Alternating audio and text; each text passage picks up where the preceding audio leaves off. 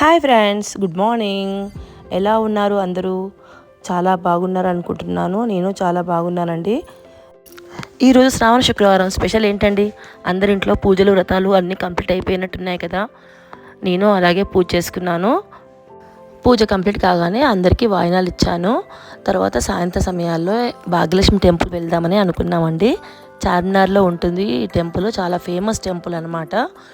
నేను పుట్టి పెరిగింది హైదరాబాద్లోనే, కానీ ఇంతవరకు నేను చార్మినార్లో ఉన్నటువంటి భాగ్యలక్ష్మి టెంపుల్ని ఎప్పుడూ లోపలికి వెళ్ళి దర్శనం చేసుకోలేదండి ఎప్పుడు. శ్రావణ శుక్రవారం సమయంలో ఈరోజు నేను చార్మినార్లో ఉన్నటువంటి భాగ్యలక్ష్మి టెంపుల్ అమ్మవారిని దర్శించుకున్నాను.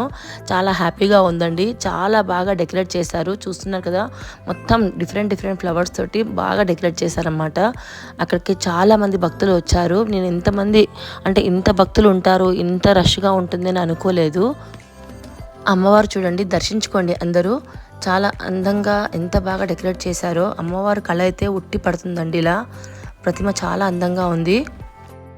రెండు వైపులా కూడా విష్ణు భగవంతుని విగ్రహాలు పెట్టారు. చాలా అందంగా డెకరేట్ చేశారండి టెంపుల్ని.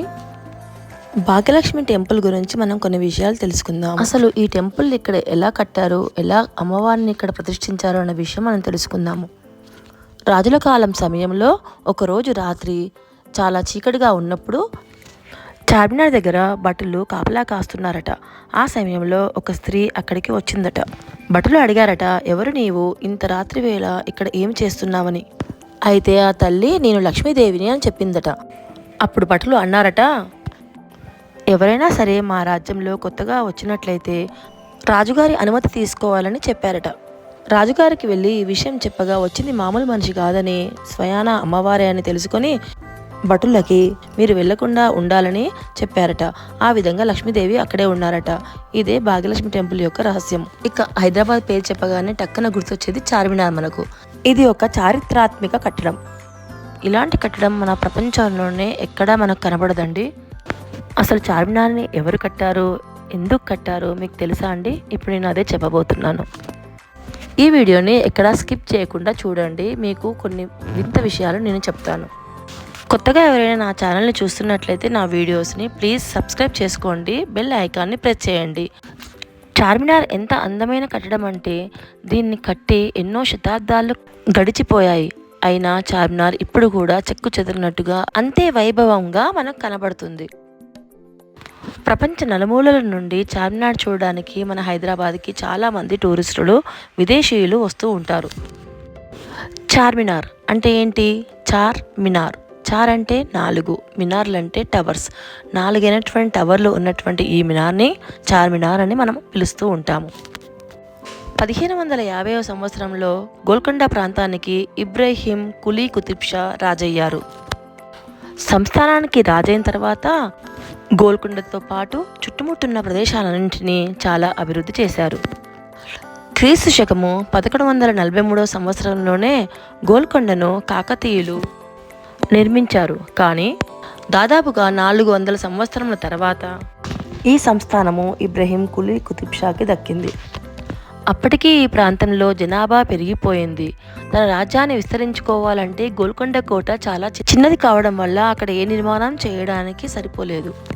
అందువల్ల గోల్కొండ సంస్థానానికి బయట మరో కొత్త నగరాన్ని నిర్మించాలని అనుకున్నాడు. రాజు చనిపోవడం వల్ల తన కుమారుడు కులీ కుతుబ్ షాహీ ఈ నగరాన్ని నిర్మించడానికి పూనుకున్నాడు. కొత్త నగరం నిర్మించడం అయిపోయిన తర్వాత తన రాజ్యాన్ని గోల్కొండ నుండి హైదరాబాద్కి తన రాజ్యాన్ని మార్చారు. అదే సమయంలో కలరా అనే ఒక మహమ్మారి వ్యాధి దేశం మొత్తం వ్యాపించింది. కులీ కుతుబ్ షా రాజు తన రాజ్యంలో ఈ వ్యాధిని నయం చేయమని భగవంతుని కోరుకున్నాడు. ఈ కలరా వ్యాధి తగ్గిపోతే ఒక పెద్ద మసీదు కట్టిస్తానని అనుకున్నాడు. కలరా తగ్గిపోవడం వల్ల కులీ కుతుబ్ షా రాజు 1591లో చార్మినార్ నిర్మాణానికి పూనుకున్నాడు. పాఠ్యపుస్తకాలలో మాత్రము 1589లో ప్రారంభించారని, 1592లో కంప్లీట్ చేశారని ఉంటుంది. ఏది ఏమైనప్పటికీ మన హైదరాబాద్లో ఇంత అందమైన కట్టడం చార్మినార్ ఉండడం మన యొక్క అదృష్టం. చార్మినార్కి ఆనుకొని అమ్మవారి టెంపుల్ ఉంటుంది. చూశారు కదా ఎంత అందంగా ఉందో. పక్కనే నేను వెళ్ళినప్పుడు నాకు అక్కడ అమ్మవారి వడిబియ్యమును ఇచ్చారు. అస్సలు నేను అనుకోలేదు ఈ విధంగా నాకు అమ్మవారి వడిబియ్యం దొరుకుతాయని. చాలా హ్యాపీ అండి. ఇంకా చార్మినార్కి వెళ్ళిన తర్వాత షాపింగ్ చేయకపోతే ఎలాగండి, అలా అలా కొన్ని కొనుక్కున్నాను.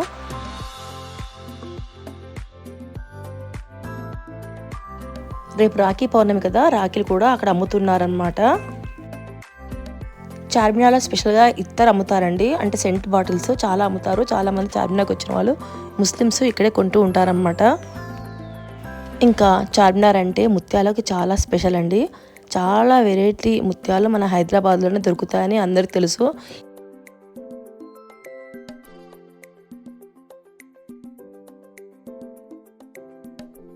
యాత్రికులు మాత్రం ఇక్కడ ముత్యాలు కొనకుండా వెళ్ళరండి. చాలామంది ముత్యాలు తీసుకుంటారు, ఎందుకంటే వేరియస్ పాల్స్ ఇక్కడ అమ్మబడతాయి.